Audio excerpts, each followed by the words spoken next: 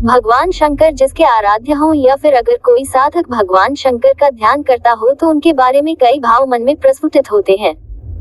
जैसे कि भगवान शंकर त्रिशूल लिए साधना पर बैठे हैं। उनका तीसरा नेत्र यानी भ्रिकुटी बंद है। उनकी जटाओं से गंगा प्रवाहित हो रही है। उनका शरीर समुद्र मंथन के समय विषपान करने की वजह से नीला दिख रहा है।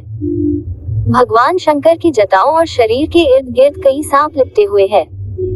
शिव के मस्तक पर एक ओर चंद्र है तो दूसरी ओर महाविषधर सर्प भी उनके गले का हार है।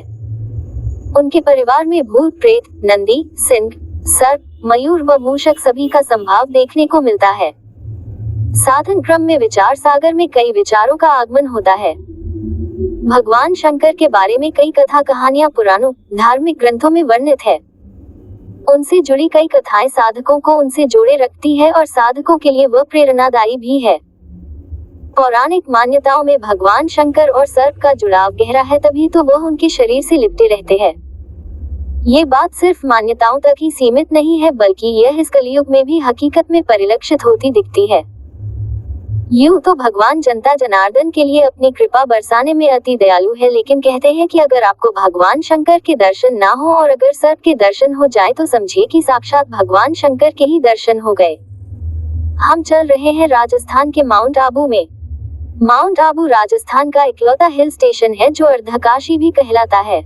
मान्यताओं और पुराणों के मुताबिक माउंट आबू अर्धकाशी इसलिए कहलाता है क्योंकि यहाँ भगवान शंकर के 108 छोटे बड़े मंदिर हैं। दुनिया की इकलौती जगह जहाँ भगवान शंकर नहीं, उनकी शिवलिंग भी नहीं बल्कि उनके अंगूठे की पूजा होती है। माउंट आबू में ही अचलगढ़ दुनिया की इकलौती ऐसी जगह है जहाँ भगवान शिव के अंगूठे की पूजा होती है। भगवान शिव के सभी मंदिरों में तो उनके शिवलिंग की पूजा होती है, लेकिन यहाँ भगवान शिव के अंगूठे की पूजा होती है। यहीं पर एक मंदिर है पांडव गुफा के करीब, जहाँ के बारे में कहा जाता है पांडवों ने अज्ञातवास के दौरान कुछ समय यहाँ बिताया था। शिव मंदिर में बीते सोमवार को भगवान शंकर को जल और दूध से नहलाने पहुँचे श्रद्धालुओं को लगा जैसे भोले एक विशालकाय नाग के रूप में प्रकट हो गए। मंदिर भोले की जयकारों से गूंज रहा था। शिवलिंग पर जल, बिल्वपत्र, भांग, धतूरा, फूल आदि चढ़ाए जाने का क्रम जारी था।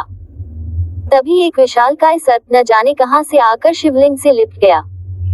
इस नाग का आकार लगभग 6 फीट का था। इस बीच कुछ लोगों ने डरते डरते शिवलिंग पर जल भी अर्पित किया, लेकिन नागराज कई घंटों तक शिवलिंग से लिपटे रहे। सावन का दूसरा सोमवार और शिवलिंग पर जल चढ़ाने का सिलसिला चलता रहा। इस बीच नाग की अटखेलियां भी जारी रही। वह कभी शिवलिंग के ऊपर बैठता तो कभी शिवलिंग की चारों तरफ लिपटकर बैठ जाता। लोग हैरान थे, लेकिन जो लोग वहां थे उनके मुताबिक ये हैरानी उस सांप को नहीं थी। वह शायद निर्भय होकर आनंद की अनुभूति कर रहा था। इतने लोगों के बीच कोई सांप लगभग 6 घंटों तक शिवलिंग से लिपटा रहा। लोग टकटकी लगाए देखते रहे।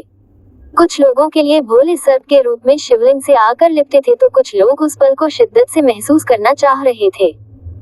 यही वजह थी कि मंदिर में भीड़ बढ़ने लगी। इलाके में खबर फैलने लगी। अचानक सर्प गायब हो गया। वहां श्रद्धालुओं के चढ़ाए पुष्प और फल तो दिख रहे थे, लेकिन सर्प नहीं। सांप इंसानों के लिए खतरनाक होता है, लेकिन ये बात भी सच है कि उसे हम इंसानों से ज्यादा डर लगता है।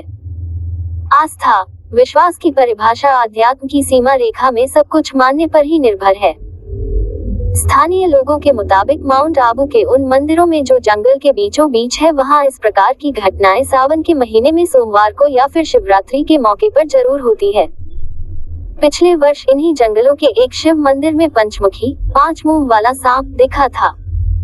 ये घटनाएं ये सिद्ध करती है कि शिव, शिवलिंग और सर्प का गहरा नाता है।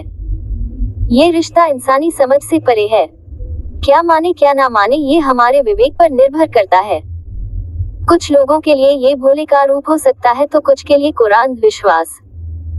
लेकिन ये बात सोचने पर जरूर विवश करती है कि हजारों की भीड़ में एक सांप 6 घंटे तक शिवलिंग से कैसे लिपटा रहा, वह भी भोले के जयकारों और मंदिर में बजती घंटियों के बीच।